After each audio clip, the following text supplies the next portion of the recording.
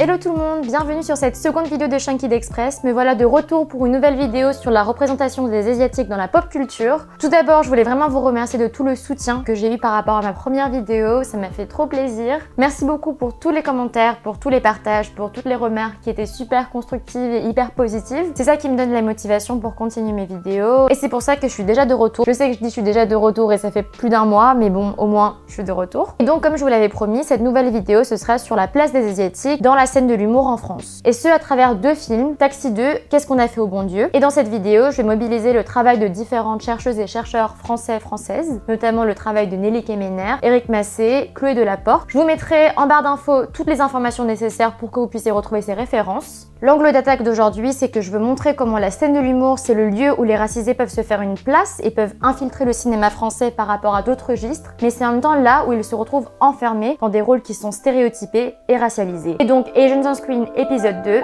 c'est parti!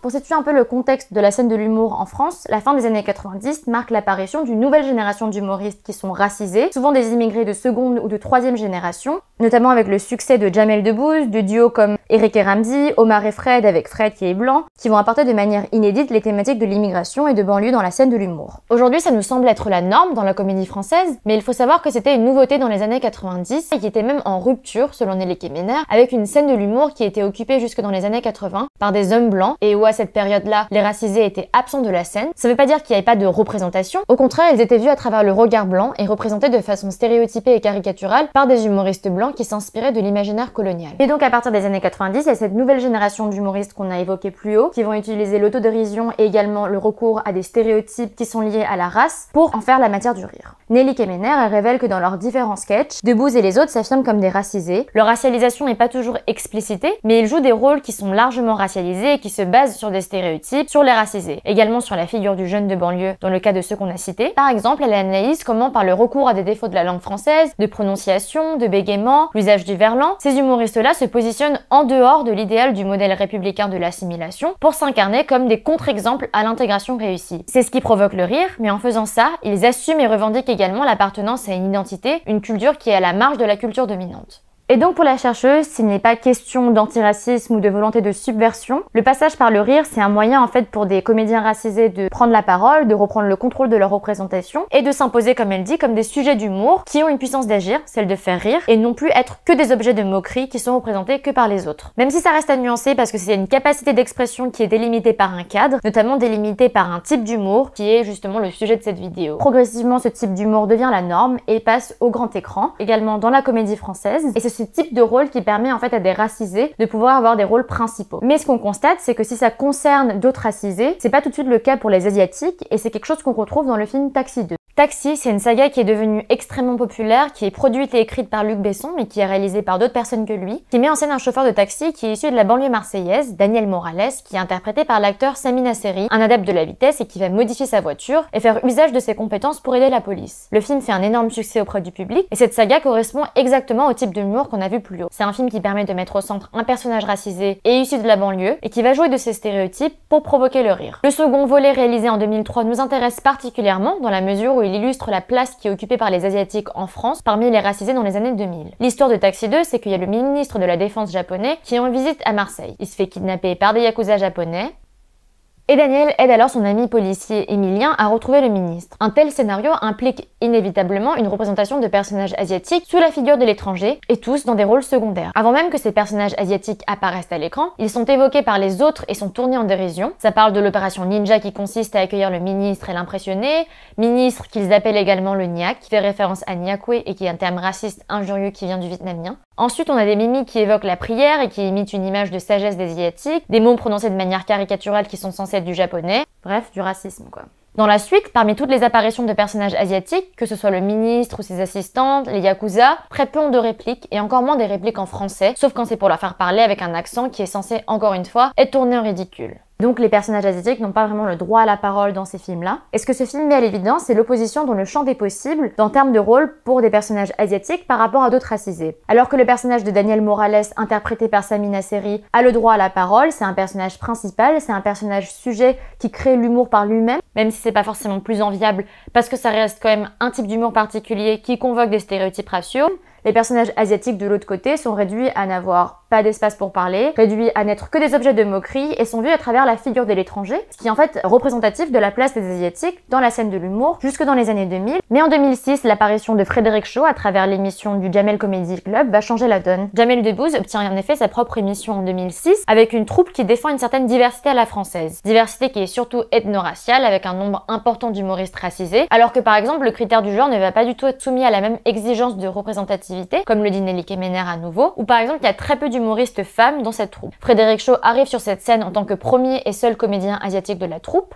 Comme les autres humoristes racisés, il évoque des stéréotypes qui sont liés à son groupe ethno-racial, sur les restaurateurs, sur les nems, sur le kung-fu, sur les chiens, etc.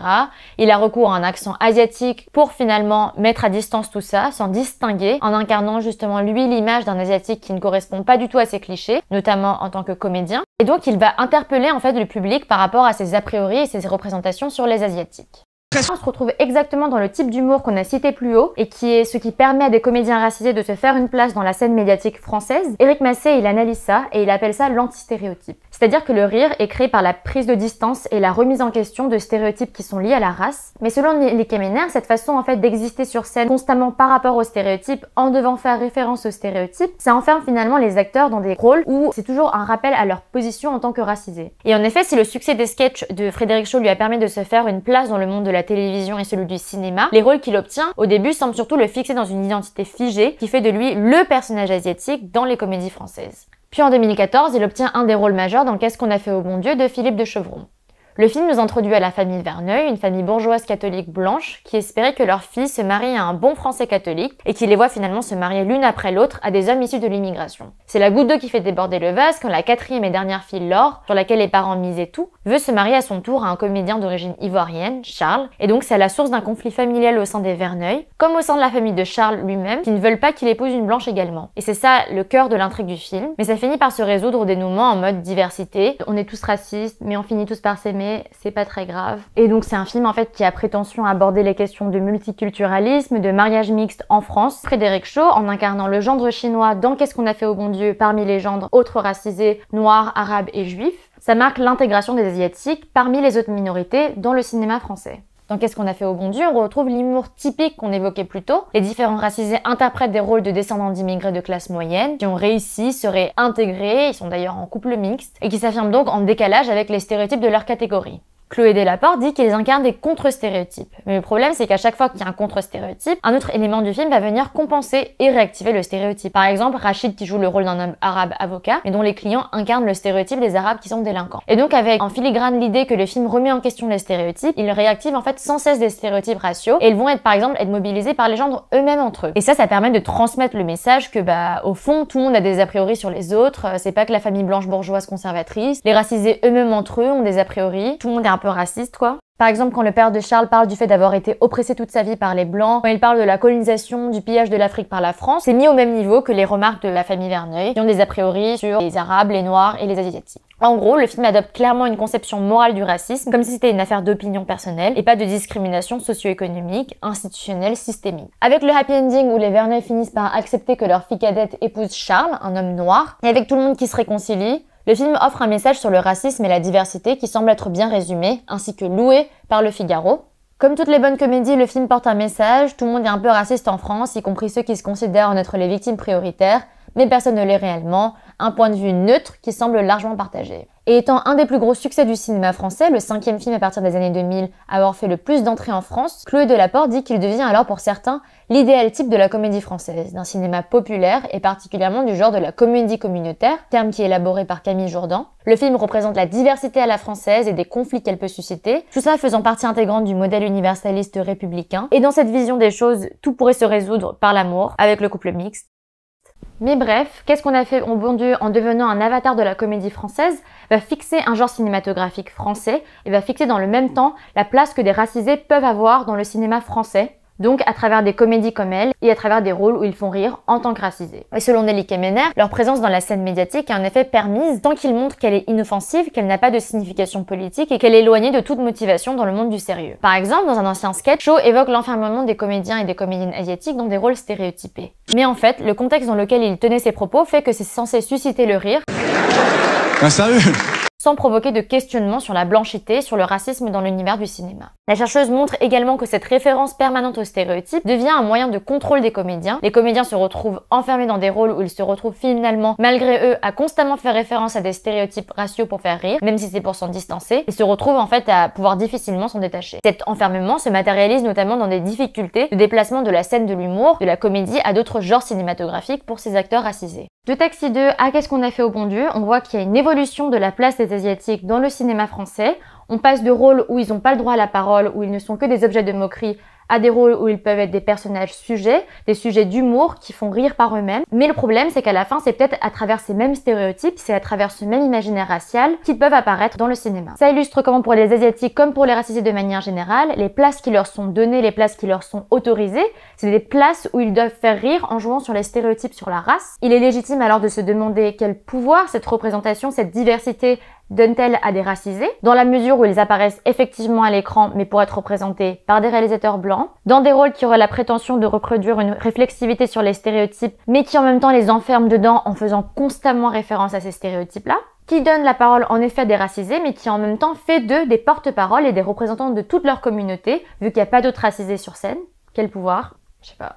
Néanmoins, il semble que les choses bougent doucement, et la sortie du film Made in China en 2019 semble montrer les circulations qui existent entre les pays, notamment des éventuelles inspirations par rapport à des films nord-américains comme Crazy Rich Asians. Made in China de Julien Abraham, coécrit par Frédéric Shaw, marque une première dans le cinéma français. Dans son récit de l'histoire d'un descendant d'immigrés asiatiques, dans ses conflits d'identité, également interprété par Frédéric Shaw, et qui est annonciateur d'un début de prise en considération de la représentation des Asiatiques en France. Mais il faut aussi souligner qu'il reste dans Made in China un humour qui est un peu à la Qu'est-ce qu'on a fait au bon Dieu, avec un goût pour les blagues sur les stéréotypes raciaux, toujours, qui montre qu'il y a toujours un problème de ne pas pouvoir représenter des racisés sans que ça passe par les blagues et les blagues sur les stéréotypes. Et donc c'est la fin de cette vidéo et j'espère que ça vous a plu. En tout cas moi ça me fait vraiment toujours plaisir de pouvoir partager des choses que j'ai étudiées dans mon mémoire et tout au long de mes recherches avec vous en vidéo sur YouTube. Merci beaucoup à tous ceux qui ont regardé cette vidéo jusqu'au bout et tous ceux qui m'ont soutenu et qui m'ont aidé pour que je puisse réaliser ça. J'ai encore plein de thèmes que j'aimerais développer sur cette chaîne, notamment des vidéos à venir sur le cinéma asiatique. Donc abonnez-vous à ma chaîne, mettez en commentaire ce que vous en avez pensé. N'hésitez pas à me suivre sur mes autres réseaux sociaux, sur mon Twitter où je parle beaucoup de ma vie mais parfois je parle un peu de cinéma, sur Instagram où je poste également beaucoup de photos de moi mais je poste parfois des photos d'argentique parce que je fais de l'argentique. Et sur ce, je vous retrouve bientôt pour une prochaine vidéo et portez-vous bien.